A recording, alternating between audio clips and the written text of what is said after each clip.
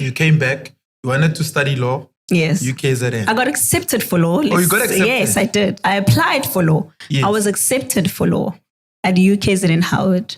But I was also accepted to study economics and supply chain at UKZN. Mm-hmm. And at the time, I'd been granted a bursary for supply chain and economics and not for law. And that was what determined the decision. Default, yes. Yeah. So then you went for economics by default. Yes. And then is that the time where you discovered radio and eventually made it into Kakas? Yes. So the year I was accepted into UKZN is the year that they were starting UKZN radio.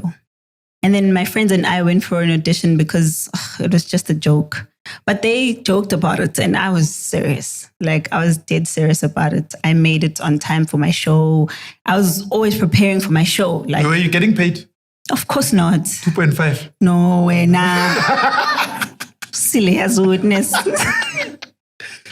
Do you want me to explain that? Anyway, that's now. You can. But it's because now people walk around feeling sorry for us. Like we earned 2,000, man. That's not true though. But like, here's how I understand it, right? When I look at you guys. Yes. Or any platform yes. where they say somebody is not being paid. Yeah. I feel like you guys gain so much influence that it doesn't even matter how much you get paid. It's that, and also the fact that as radio people, our contracts are renewed every year. Okay. So radio is draining. It's not as glitzy as it looks. It's very draining. You go and you have to listen to yourself and they tell you, oh, you did this wrong. You weren't supposed to say that. You missed an advert here. The client is unhappy. It's a lot, you know. You have to stick to the time, to the T. Radio is about time, everything. So at the end of the radio, well, let's say every week, I think every single radio person has to go through a Snoop session every week. This is where they critique you, blah, blah, blah, correct this, the link was too long. I mean, you even get told, you're talking too much, talk less. Okay, your topic is, you know, it's like I said, it's a headache. It's not as glitzy as people think. So there's something called RAMs. Now, RAMs are the numbers that you're giving to the radio station. Right? The numbers isn't the number of people watching. Listening, yes. And stuff. Yes. So they always come out every 3 months, yeah? And they will tell you exactly how many people are listening, how much time they spend listening to you. Is it men? Is it women? Do they like your show? Blah, blah, blah, blah. Are you growing? Are you not growing? So the radio will always use that as a measure of how well you're doing. Oh, I see. Yes. So I can have 400,000 followers on my social media, but I have to translate those to listeners. Are people actually tuning in to listen? And not to only you? that, even if they say maybe they don't listen, but clients are pumping money into my show because they think it's the show that has numbers or whatever, you know, then you have by all means a right to demand. Listen, I can't be giving you client. It's a negotiation. Because when they come, they're like, okay, we're going to give Jacinta 10,000 for these 3 hours. Mind you, we only work for 3 hours in a day. Yes. Right? So 3 hours, you negotiate your worth, if I can call it that. So if you've got grounds to stand on, nobody can tell you that they're going to pay you a little bit of money because you know what you're bringing to the table. It's quite interesting. But you know, when you look at a lot of young people starting out in their careers or their business, they always, because of hunger, negotiate themselves down or take whatever offer that's on the table.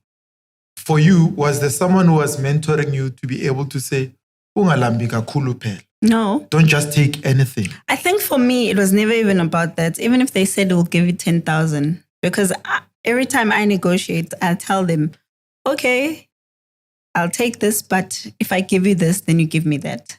Oh, yeah. I see. What? You offer something? No, they offer you if they offer. For example, the time that I was on Kakasi, right? Even if they said 4,000, I would have taken it because I'm still new. I've got no grounds to negotiate because I haven't translated their numbers into anything. Now, if I come and I give them these numbers and they're happy, then they've got no reason to come back and offer me that same amount, because I can always argue that I'm worth more. And if I'm not happy with their offer, I can always say, guys, thank you. Bye. You know what I mean? Because. But how does one say bye when they don't have anything else? You can. And this speaks to not only radio. Yeah. Right? It translates into every other industry. Yeah. I remember when I was working, right? I used to work for a youth marketing company, promoted a couple of times, then I quit.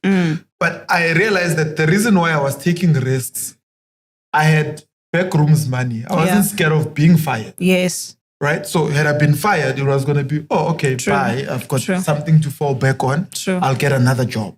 Right? But at the same time, I had colleagues where they had nothing to fall back on. Maybe he's got a polo that he's paying, or he's got an apartment where he's living. He can't argue back. Even if something is wrong, most of the time they can't really argue back, or they can't take risks. And I know it's a reality for a lot of people where they can't just say, I'm leaving this job, I'm going somewhere else.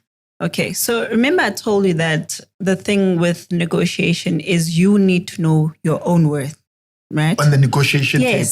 Yeah. Because I'm not going to go to Umqashi and say, I'm not going to take this amount because I'm worth this amount. And you know you're not worth that amount. They're simply going to say, go.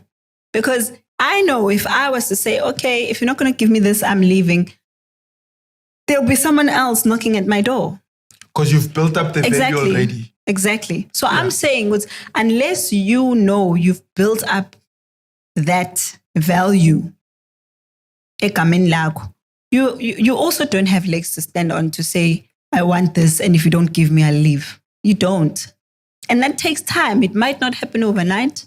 It might take time, because the one thing that I always say is that personally for myself, I don't go to work and say, hey, I'm here. Now I'm going to give you an amazing show because I'm so amazing. You know what I mean? The show must speak for itself. When someone is listening to the show, they must know, okay, if I talk about Vuma FM right now, the name that will pop up in my head is Jainta. That's how you build, that's how you build a name. And that wasn't the case for me a couple of years ago when I got to Vuma. I wasn't the top of mind type of presenter. But because I worked my way to getting there, I can now negotiate whatever I feel will make me comfortable. And if I'm not happy, I know I have other offers.